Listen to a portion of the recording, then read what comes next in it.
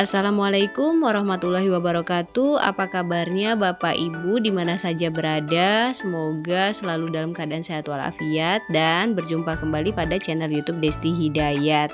Baik Bapak Ibu, informasi yang dapat saya sampaikan pada kesempatan kali ini yaitu tentang penyebab status TMS dan BTS dalam update penetapan NIP P3K 2023.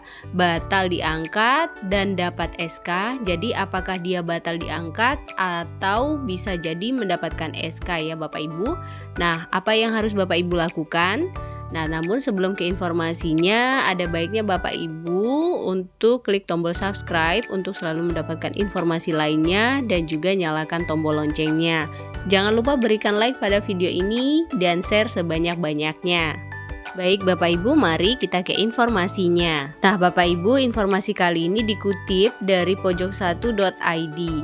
Bapak Ibu, update penetapan NIP P3K 2023 itu banyak statusnya yang TMS dan BTS ya Bapak Ibu. Apa itu TMS? TMS itu tidak memenuhi syarat, kemudian BTS berkas tidak sesuai. Nah, apakah status TMS dan BTS dalam update penetapan NIP 2023 itu bisa membuat batal diangkat jadi P3K? Kemudian Bapak Ibu, bagaimana nasib honorer yang mendapat status TMS atau BTS dalam update penetapan NIP 2023? Nah, banyaknya status TMS dan BTS itu dapat dilihat pada update penetapan NIP 2023 yang dirilis BKN. Kemudian pertanyaannya, apa yang menjadi penyebab sampai dinyatakan TMS atau BTS? Nah, Bapak Ibu, daftar daerah terbanyak status TMS dan BTS. Berdasarkan pengamatan pojok1.id, terdapat sejumlah daerah dengan status TMS dan BTS yang cukup banyak ya Bapak Ibu. Untuk P3K Guru 2023 misalnya, status BTS terbanyak ada di Provinsi Kalimantan Tengah. Dari total 1056 yang sudah melakukan pengisian DRH dan usul masuk, terdapat 1050 yang berstatus BTS. Berarti luar biasa banyak sekali ya Bapak Ibu. Yang memenuhi syarat berarti hanya 6 orang saja. Kemudian sedangkan di Kabupaten Sintang terdapat 535 status BTS dari total 709 usul masuk ke BKN Bapak Ibu. Nah, tidak jauh berbeda di Kota Bengkulu terdapat 144 status BTS dari total 355 usul masuk. Kemudian ada juga di Kabupaten Rembang dari 378 yang sudah pengisian DRH seluruhnya berstatus BTS. Demikian pula untuk Kabupaten Kebumen di mana dari 177 usul masuk seluruhnya juga statusnya BTS. Kemudian untuk Kabupaten Sintang terdapat 535 status BTS dari total usul masuk sebanyak 709. Sementara Kabupaten Belu terdapat 92 status BTS dari total 167 usul masuk. Dan kemudian Bapak Ibu di Kota Tidore Kepulauan juga sama seperti Kabupaten Kebumen yang seluruhnya 83 usul masuk statusnya BTS. Sedangkan di Kota Blitar dari total 126 usul masuk, 125 dinyatakan status TMS dan 1 status BTS. Kondisi serupa juga banyak terdapat pada formasi P3K teknis dan P3K nakes Bapak Ibu. Nah, kemudian Bapak Ibu, apa itu TMS dan BTS dan apa yang harus dilakukan ketika kita mendapatkan status TMS atau BTS ini? Nah, dalam tahap penetapan NIP P3K atau nomor induk pegawai pemerintah dengan perjanjian kerja terdapat istilah TMS dan BTS. Dan ternyata istilah ini juga belum banyak dipahami calon P3K.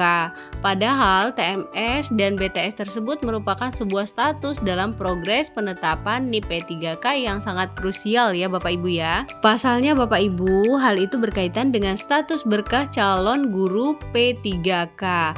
Nah, TMS dalam proses penetapan NIP P3K adalah tidak memenuhi syarat. Sementara BTS merupakan singkatan dari berkas tidak sesuai. Nah, status ini muncul setelah didapati terdapat berkas yang diunggah tidak memenuhi persyaratan yang berlaku Bapak Ibu ya. Dengan demikian, berkas pengusulan NIP P3K, kenaikan-kenaikan pangkat, mutasi, atau layanan kepegawaian lainnya tidak sesuai dengan ketentuan yang disyaratkan. Nah, dalam hal ini, berkas yang statusnya itu TMS dan BTS akan dikembalikan ke instansi pengusul. Kemudian, instansi pengusul akan melakukan perbaikan untuk kemudian diusulkan kembali ke BKN. Nah, untuk itu silakan menunggu pengumuman resmi dari BKPSDM di daerah masing-masing ya Bapak Ibu. Jadi selama pengusulan ini, Bapak Ibu harus terus selalu memantau handphone masing-masing ya Bapak Ibu, karena dikhawatirkan ada pengumuman dari instansi BKD masing-masing yang menyatakan berkas tidak sesuai atau tidak memenuhi syarat. Nantinya peserta yang bersangkutan akan diminta untuk memperbaiki berkas-berkas yang statusnya TMS dan BTS tersebut. Karena itu ada baiknya Bapak Ibu mempersiapkan seluruh berkas dan dokumen yang dibutuhkan untuk proses ulang penetapan NIP P3K. Nah, kemudian Bapak Ibu, apa yang menjadi penyebab status TMS dan BTS? Seperti yang sudah disinggung di atas ya Bapak Ibu, BKN dalam tahap ini hanya menerima usul penetapan NIP P3K dari instansi terkait. Nah, untuk diketahui, pengusulan penetapan NIP P3K tersebut dilakukan melalui aplikasi SIA SN. Selanjutnya, BKN akan melakukan proses verifikasi dan validasi berkas calon pegawai pemerintah dengan perjanjian kerja tersebut. Nah, apabila sudah memenuhi syarat, maka BKN akan meng-ACC dan menerbitkan nomor induk pegawai. Kemudian instansi terkait akan menerbitkan SK pengangkatan. Namun Bapak Ibu, bila ada yang status TMS atau BTS, berkas usulan tersebut akan dikembalikan lagi ke instansi pengusul, juga melalui aplikasi SIA SN. Berdasarkan keterangan verifikator BKN, status BTS disebabkan karena ada beberapa hal yang kerap kali ditemui Bapak Ibu. Yang pertama, seperti SK P3K, SK calon P3K ya Bapak Ibu. Nah, terbanyak kasus yang ditemukan biasanya adalah berkas SK calon P3K itu belum ditandatangani oleh pimpinan. Dalam hal ini, SK CPPPK harus ditandatangani oleh PPK, yakni Kepala Daerah. Nah, jika tidak, bisa digantikan dengan SK delegasi. Kemudian yang kedua, yakni surat pernyataan 5 poin, khususnya pada poin 2 dan 3, yang harus menerangkan atau ada kata-kata menyatakan untuk P3K. Nah, terkadang ada yang lupa ya Bapak Ibu, sehingga kata-kata P3K itu tertinggal. Kemudian yang ketiga yakni ijazah. Yang paling sering terjadi adalah pada penulisan nama ternyata Bapak Ibu, sehingga terjadi perbedaan nama pada ijazah yang digunakan untuk melamar dengan data dukung, baik itu penulisan huruf, tanda kutip, seperti misalnya jika namanya Ma'rif dan Marip. Nah, spasi atau hal lainnya itu berpengaruh sekali ya ternyata Bapak Ibu ya. Kemudian bisa juga adanya perbedaan tanggal lahir.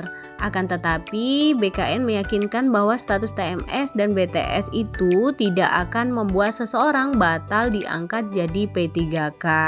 Namun yang bersangkutan harus melakukan perbaikan ya Bapak Ibu, di mana BKD atau BKSDM setempat akan mengeluarkan pemberitahuan. Jadi ketika seseorang mengalami TMS atau BTS, kemudian BKD akan memberitahukan atau mengumumkan melalui grup-grup WA biasanya yang Bapak Ibu sudah ikuti ya.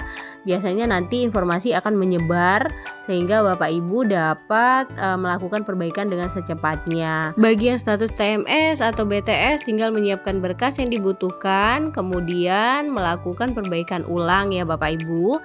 Jadi tidak akan ditinggal, tetap ditunggu karena SK akan keluar secara berbarengan ya Bapak Ibu. Jadi jangan khawatir status TMS atau BTS itu tidak jadi diangkat selama melakukan perbaikan, dan perbaikan insya Allah akan ditunggu dan SK pun akan tetap keluar secara berbarengan. Nah, Bapak Ibu, itu tadi informasi yang dapat saya sampaikan. Semoga bermanfaat bagi Bapak Ibu semuanya. Jangan lupa klik tombol subscribe untuk selalu mendapatkan informasi terbaru lainnya dan juga nyalakan tombol loncengnya. Jangan lupa Bapak Ibu berikan like pada video ini, kemudian share juga sebanyak-banyaknya. Terima kasih Bapak Ibu semua. Semoga Bapak Ibu dengan segera mendapatkan SK di tahun ini. Assalamualaikum warahmatullahi wabarakatuh.